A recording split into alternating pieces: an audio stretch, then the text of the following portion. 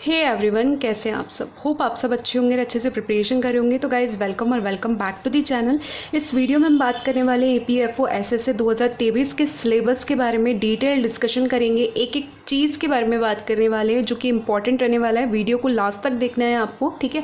मेरे पास में बहुत सारी क्वेरीज आई कि मैम बताओ कि पैटर्न बैंक लेवल का रहेगा, SSC लेवल का रहेगा या किस तरीके के पैटर्न पे रहेगा, और मैम IBPS कंडक्ट करवाएगा, NTA कंडक्ट करवाएगा, कैसे क्या रहने वाला है। थोड़े से सोर्सेज और सिलेबस के बारे में भी आप प्लीज़ बताना।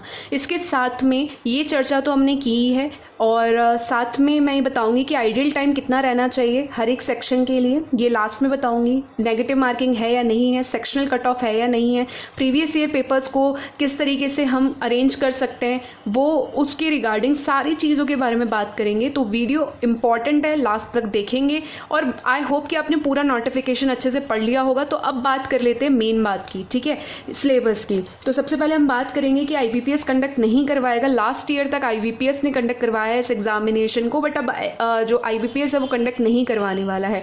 अब आपका नेशनल टेस्टिंग एजेंसी है जो कि कंडक्ट करवाएगी, ठीक है, इस एग्जामिनेशन को। तो पैटर्न पूरी तरीके से चेंज है, IBPS का पैटर्न नहीं है इस बार, पैटर्न चेंज है पूरी तरीके से, ठीक है।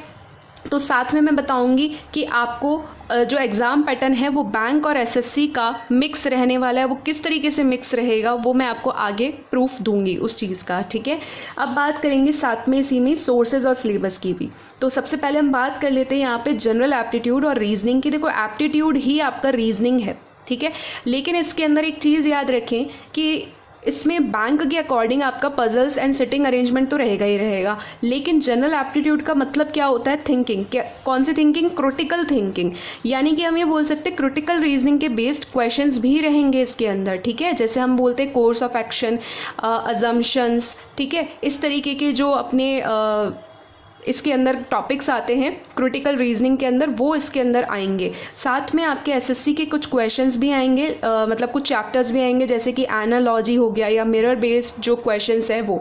तो अब करना क्या है प्रिपरेशन के लिए, तो इस तरीके से आपको सबसे पहले YouTube प्लेलिस्ट फॉलो करना है अंकुश सर की। अंकुश सर ने पजल्स एंड सिटिंग अरेंजमेंट करवा रखी है, बेसिक टू मेंस लेवल की करवा रखी है। बिगिनर्स के लिए भी इन्होंने बहुत अच्छी अप्रोच बता रखी है। मैंने पर्सनली इनको फॉलो किया है, इसलिए आप इनको फॉलो करें। ये वीडियो जो है ना बिगिनर्स के लिए भी हेल्पफुल रहेगा, चाहे आप कोई से भी एग्जाम के लिए प्रिपेयर कर रहे हो। क्यों?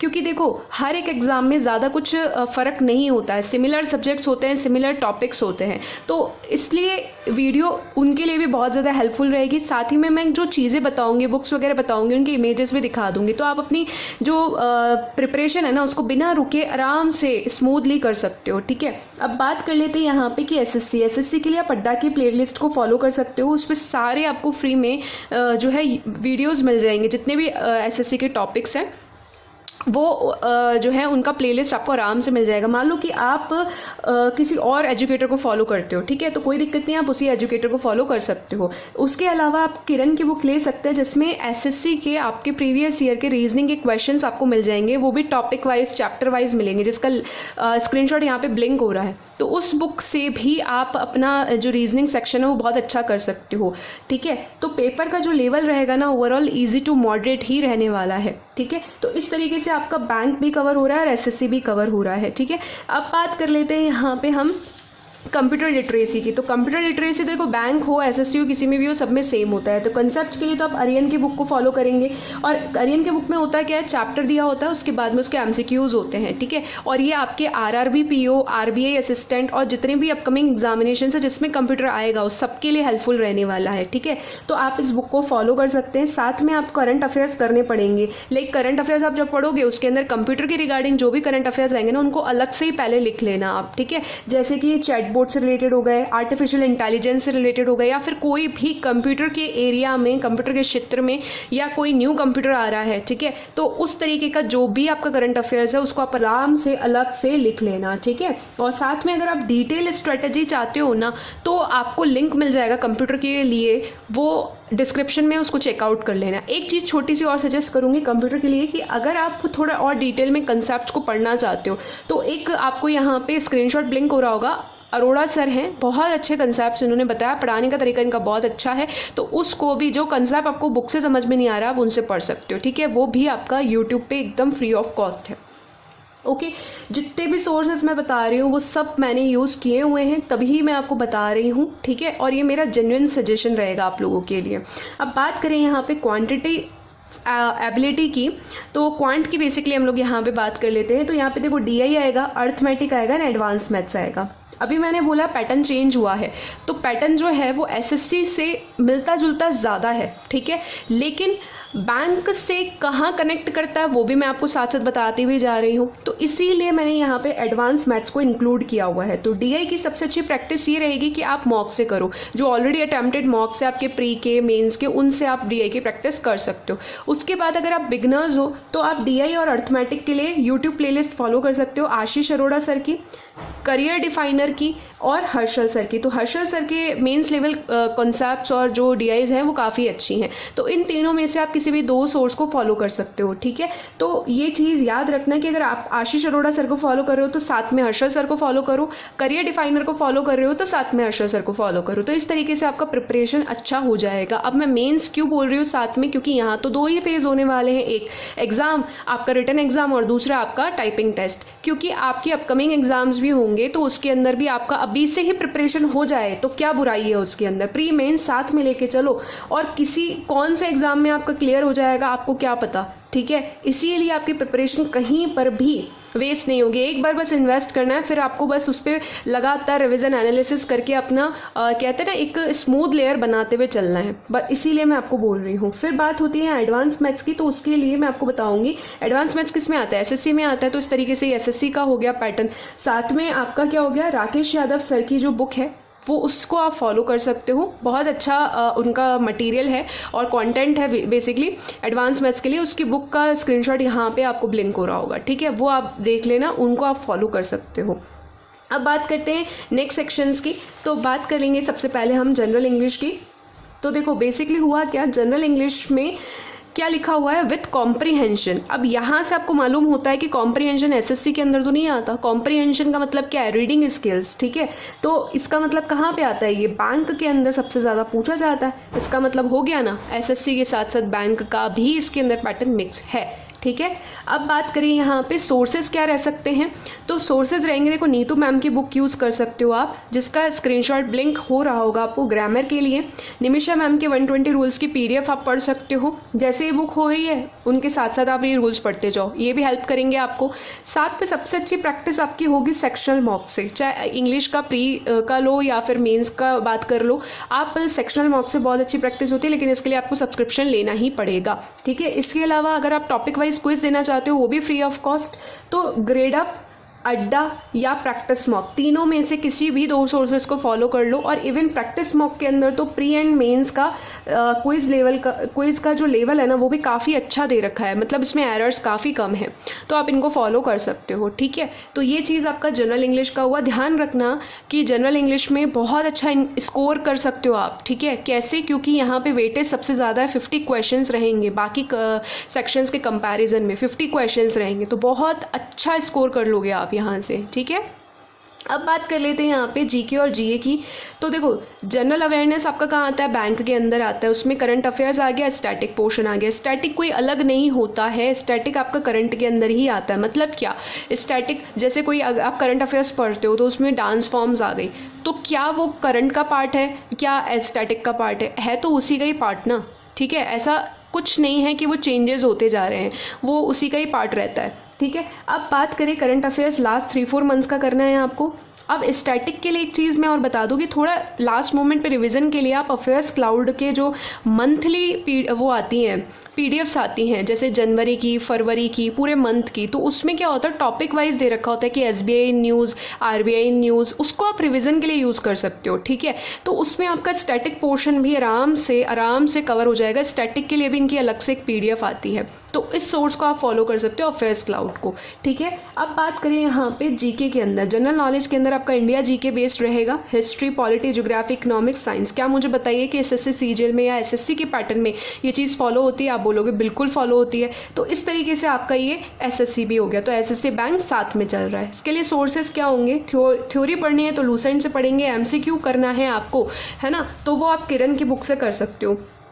SSC के लिए किरण की बुक सबसे ज़्यादा अच्छी बुक मानी जाती है, ठीक है, इसलिए मैं आपको बता रही हूँ यहाँ पे। और इवन मैंने बैंक के लिए भी किरण की बुक्स को यूज़ किया हुआ जब मैं स्टार्टिंग डेज में थी प्रिपरेशन के, तो मेरे को काफ़ी अच्छी इनकी लगी थी और एरर्स भी कम होती है, ये नहीं कह रही हूँ कि बिल्कुल नहीं होती, बट कम होती हैं, ठीक है। तो इस जो स्क्रीनशॉट है वो यहाँ पे ब्लिंक हो रहा है, किरण की एसएससी की कौन सी बुक की मैं बात कर रही हूँ वो आपको क्लियर हो जाएगा यहाँ से। अब थोड़ा सा मैं आपको ये बताना चाहूँगी यहाँ पे कि जो करंट अफेयर्स है वो यहाँ पे ज़्यादा वेटेज रहने वाला है, मेरे को ऐसा लगता है, ठीक है।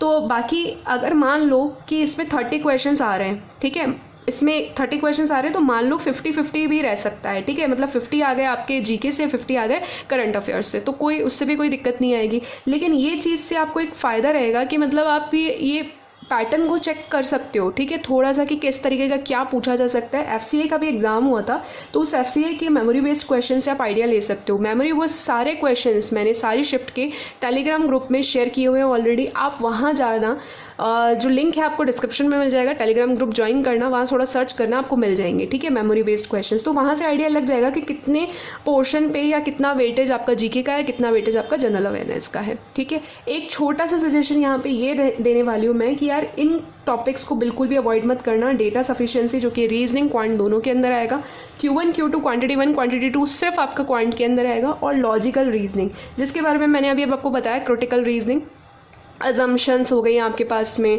उसके अलावा अपना जो है कोर्स ऑफ एक्शन हो गया। तो इस तरीके के टॉपिक्स, तो अप्रॉक्सीमेटली 5 टॉपिक्स होते हैं जिनका लिस्ट मैं टेलीग्राम चैनल में पिन कर दूंगी। ध्यान रखना, टेलीग्राम ग्रुप अलग है, टेलीग्राम चैनल अलग है, दोनों का लिंक डिस्क्रिप्शन में मिलेगा, दोनों को ज्वाइन करना है आपको, ठीक है।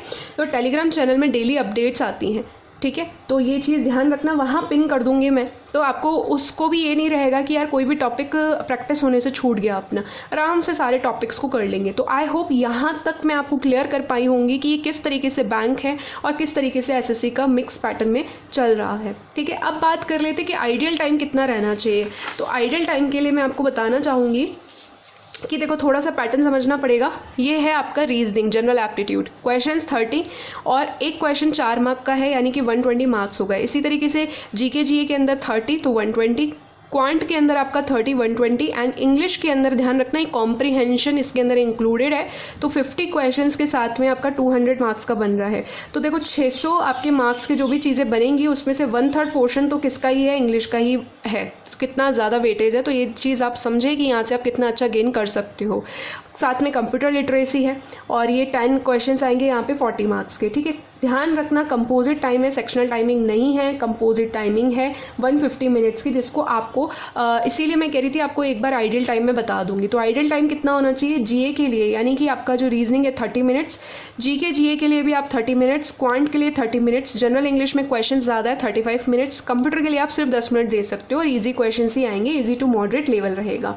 तो यहाँ इस तरीके से अपना इतना टाइम देने के बाद भी 15 मिनट बचेंगे, उस 15 मिनट को आप या तो किसी सेक्शन में इन्वॉल्व कर सकते हो, लाइक इंग्लिश के अंदर या किसी क्वांट या रीजनिंग के अंदर, या फिर आप क्या कर सकते हो जो मार्क फॉर रिव्यू क्वेश्चंस रखे थे ना कि यार बाद में एक बार इनको चेक कर लेंगे, ठीक है, या बाद में इनको एक बार टाइम मिलेगा तो कर लेंगे, उसको कर सकते हो। अब आप चाहो तो कोई सेक्शन में भी आपका बहुत अच्छा हो सकता है तो उसमें आपको 20 मिनट्स ही लगे, मे भी आपका वीक हो सकता है तो आपको 35 मिनट्स लग जाए या ज़्यादा लग जाए, तो आप अपने हिसाब से भी इस टाइमिंग को जो है सेट कर सकते हो, बट आइडियल टाइम मेरे हिसाब से ये रहना चाहिए, ठीक है। बात करें या नेगेटिव मार्किंग की, नेगेटिव मार्किंग बिल्कुल है यहाँ पे 1/4 मार्क्स की, ठीक है। सेक्शनल कट ऑफ का यहाँ कुछ भी मेंशन नहीं है, तो अगर आपको कोई मिसगाइड कर रहा है कि सेक्शनल कट ऑफ होगा यहाँ पे तो प्लीज़ किसी की बातों में नहीं आना है, क्योंकि अभी इस पर क्लैरिटी बिल्कुल भी नहीं है। पैटर्न चेंज हुआ है तो हमें नहीं पता कि सेक्शनल होगा या नहीं होगा, मे बी जब आगे हैंडआउट्स आ जाएं इसके तो फिर आपको अपडेट मिल जाएगी, ठीक है। बात आती है प्रीवियस ईयर पेपर्स की या प्रीवियस ईयर कट ऑफ्स की बात आती है। देखो पैटर्न ही चेंज हो गया है तो प्रीवियस ईयर कट ऑफ का आप क्या करोगे। आईबीपीएस का पैटर्न अलग चल रहा था, बिल्कुल बैंक पैटर्न चलता है वो, और ये एनटीए का पैटर्न जो है वो मिक्स में चल रहा है, जो कि अभी हमने देख ही लिया। तो अब कट ऑफ तो बिल्कुल आप भूल जाओ, ठीक है। और साथ में ये है, ये ज़रूर मैं कह सकती हूँ प्रीवियस ईयर पेपर भी आप नहीं कर पाओगे, लेकिन हाँ ये ज़रूर है इंडिविजुअल प्रीवियस ईयर पेपर लगा सकते हैं। जैसे मैंने बता दिया आपको कि जीके के लिए आपको मैंने एफसीआई का पैटर्न सजेस्ट कर दिया कि उसके हिसाब से रहने वाला है। उसी तरीके से आप ये देख सकते हो अगर आप बिगनर हो तो, ठीक है, कि बैंक के एग्जाम किस तरीके से आते हैं, पजल्स वगैरह कैसी आती है, तो उनके प्रीवियस ईयर पेपर से आप वो चेक कर सकते हो। एडवांस मैथ्स का पेपर कैसा आएगा तो एसएससी के प्रीवियस ईयर पेपर से वो आपको चेकआउट करना चाहिए। तो इस तरीके से इंडिविजुअल आपको चेक करना पड़ेगा। बाकी पर्टिकुलर आपको प्रीवियस ईयर पेपर इस एग्ज़ाम का नहीं मिल पाएगा, ठीक है। तो इसीलिए इस चीज़ को लेकर के आप बिल्कुल मिसगाइड नहीं होना है। तो आज के सेशन में इतना ही। इसके बावजूद भी आपको कोई डाउट रह जाता है तो कमेंट करना है, कोई सजेशन देना है तो भी कमेंट करना है। लिंक आपको जितने भी इंपॉर्टेंट चैनल्स हैं, यानी कि आपको टेलीग्राम चैनल ग्रुप का सबका लिंक मिल जाएगा, उसको ज्वाइन कर लेना। और ज्वाइन करने से आपको कुछ अच्छा सीखने को ही मिलेगा, आप अपडेटेड ही रहोगे, ठीक है। उससे कोई आपको नुकसान नहीं होने वाला है, तो ज़रूर उसको विजिट करना। सेशन पसंद आया तो उसको ज़्यादा से ज़्यादा शेयर कर देना। और अगर अभी तक सब्सक्राइब नहीं किया है तो चैनल को सब्सक्राइब कर देना। Till then take care, bye bye, all the best. अच्छे से प्रिपेयर करो और आई होप कि अब आपको अपनी प्रिपरेशन नहीं रोकनी चाहिए इस वीडियो को देखने के बाद। तो अभी आप लग जाओ अपनी तैयारी में अच्छे से। अगर आप करना चाहते हो, अब आप देखो डिसाइड भी कर लोगे, क्योंकि सारा हमने चीज़ें डिस्कस कर ली, मेन यही था जिसके ऊपर इतना कन्फ्यूजन था। तो अब आप डिसाइड कर सकते हो कि एग्ज़ाम फॉर्म फिल करना है या नहीं करना है। अपने हिसाब से आप अपना ओपिनियन बना सकते हो, ठीक है। All the best.